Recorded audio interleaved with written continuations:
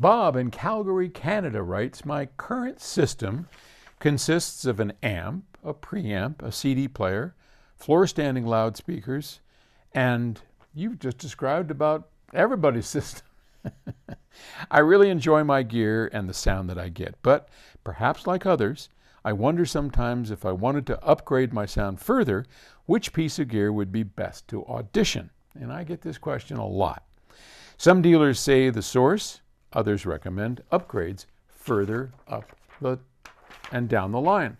What do you recommend first? And this is a question I have probably answered 10 times. I'm guessing. I don't know, maybe 20. I think it's worth going over again and again because each time we examine it in a little different detail. Does that make sense? So most of you watching this channel know that I'm a speaker first guy, have been for 50 years. Nothing is more important than the loudspeaker. If you can't reproduce it out of a loudspeaker, then everything you do before doesn't really matter. That runs counter to the argument of the importance of the source.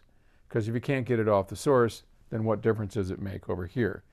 So it's a chicken and egg sort of thing, right? But I guarantee you the right answer is focus on your speakers. It's why you should spend the most money in your system on your speakers.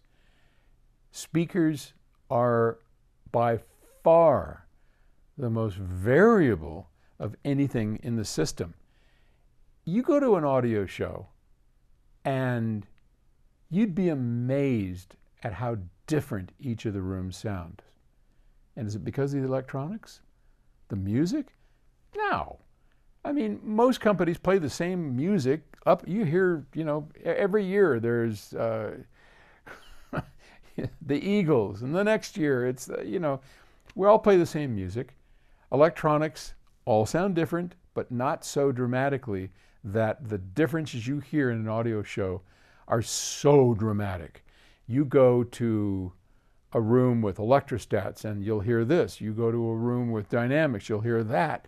You go to a room with open baffles, with, dipoles. Speakers are all over the map.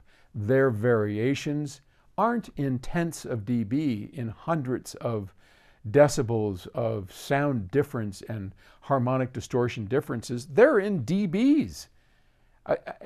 If you have a speaker like ours that's flat to within 2 or 3 dB, you're doing pretty good.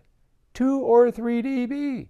If I made an amplifier that was 2 or 3 dB accurate, I'd be run out of town on a rail. Speakers, not so much. And what are they using? Do you got a dome tweeter? Do you have a planar tweeter? Do you have a ribbon tweeter?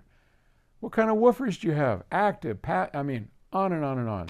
I can't in any way, shape, or form emphasize my opinion stronger than start with your loudspeakers. Put every penny you have into the best loudspeaker you can buy, and then work your way back.